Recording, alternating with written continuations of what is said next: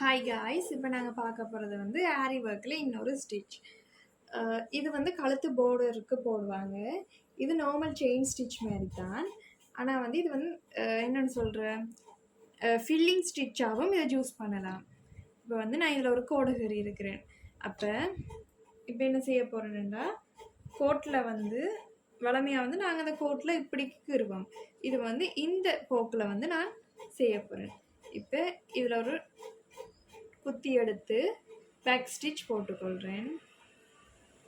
சேர்ந்து இதில் குத்தி இதில் வந்து ஒரு பேக் ஸ்டிச் போட்டுக்கொள்கிறேன். இப்போ இந்த கோட்டில் குத்தி இதில் ஒரு பேக் ஸ்டிச் போடுறேன். பிறகு இந்த கோட்டில் குத்தி இதில் ஒரு பேக் ஸ்டிச் போடுறேன். அதே போல் இது ஃபுல்லாகவே வந்து நாங்கள் செஞ்சுட்டு வர போகிறோம். இந்த கோட்டில் குத்தி இதில் ஒரு பேக் ஸ்டிச், இந்த கோட்டில் குத்தி இதில் வந்து ஒரு பேக் ஸ்டிச், இதில் குத்தி இதில் வந்து பேக் ஸ்டிச்.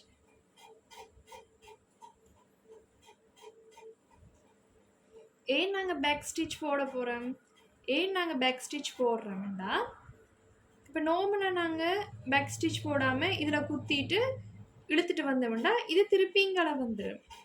அப்போ எங்களுக்கு நீட்னஸ் கிடைக்காது. அதுக்காக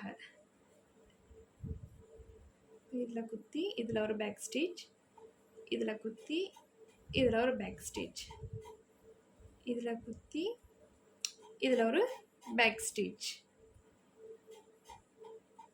இதில் குத்தி நெருக்கமாகவே நாங்கள் போட்டுட்டு வர போகிறோம். நெருக்கமாக போடணும். அதே மாதிரி இப்போ நாங்கள் ஸ்டிச் பண்ணிக்க நேராகவே போட்டு வரணும்.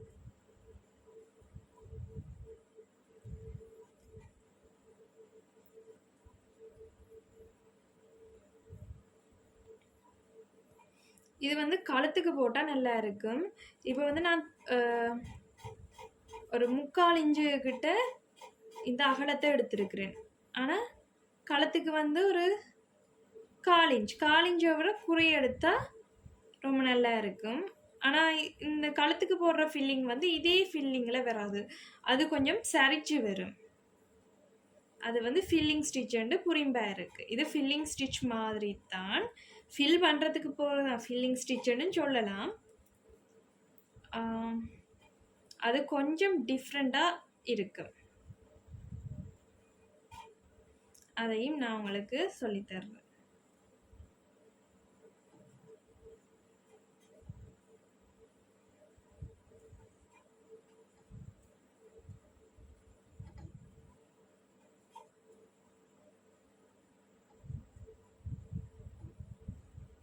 சரி, இதில் வந்து நூல் முடியுது. நான் இதில் வந்து ஒரு நாட் ஸ்டிச் போட்டுட்டு அடுத்ததுலேருந்து ஆரம்பிக்க போகிறேன்.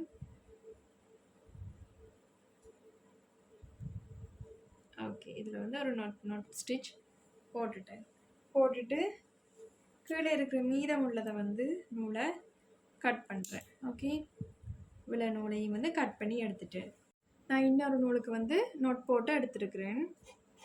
இப்போ இதுலேருந்து நாங்கள் திருப்பி செய்ய போகிறோம்.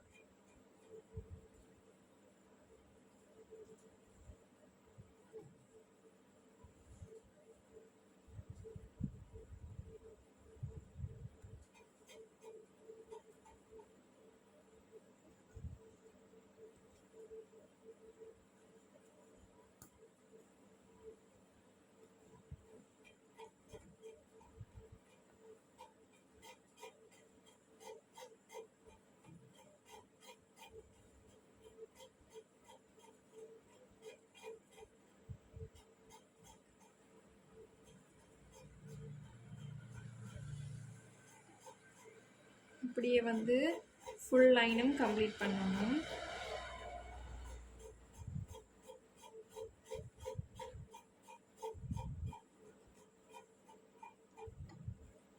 ஆரி ஒர்க்கு செய்கிறதுக்கு வந்து இருந்தால் டைம் எப்படி போகுதுன்னே தெரியாது. டைமை பார்த்தா டைம் எங்கேயோ போயிடும்.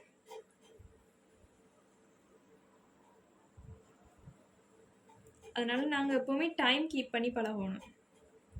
இத்தனை மணிலேருந்து இத்தனை மணி மட்டும்தானண்டா அத்தனை மணி மட்டும் செய்யணும். வேண்டாம், நாங்கள் எங்களோட ஹெல்த்தும் முக்கியம். நாங்கள் எப்போவுமே வந்து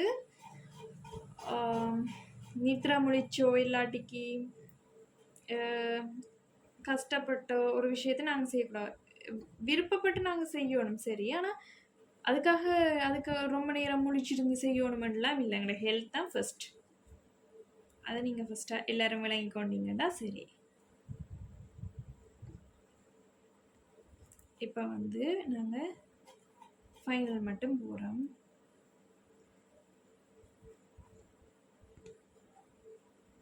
இதில் வந்து கொஞ்சம் கொஞ்சம் திக்னஸ் இல்லாமல் இடைவெளியெல்லாம் வந்துட்டு சரியா. இந்த நான் கீழே போடுற அந்த பப்ளிங் துணி உங்கள் எல்லாருக்கும் தெரியுது, பிளாக் கலரில் தெரியுது தானே இடே கிடைக்க. அது வந்து நான் ஒழுங்காக திக்காக செய்யலை. இப்போ நாங்கள் எங்களால் ஒரு விஷயத்தை இப்போ இது செஞ்சு கொண்டிருக்கும்போது செஞ்சு முடிக்கணுன்றதுக்காக செய்யக்கூடாது. நீட்டான ஒரு ஃபினிஷிங் வரணும் அப்படின்னு வச்சு டைம் விட்டு செஞ்சாலும் பரவாயில்ல, நீட்டாக எங்களுக்கு இருக்கணும். நாங்கள் செய்கிற ஒர்க் வந்து நீட்டாக இருக்கணும். ஓகே, இதோட வந்து முடியுது, நூல் முடியுது. அப்போ நான் இதோடையே ஸ்டாப் பண்ணிக்கொள்கிறேன். இதில் ஒரு நோட் போட்டுக்கொள்கிறேன் சரியா. ஓகே, இதில் வந்து ஒரு நோட் போட்டு எடுத்துக்கொள்கிறேன். ஓகே.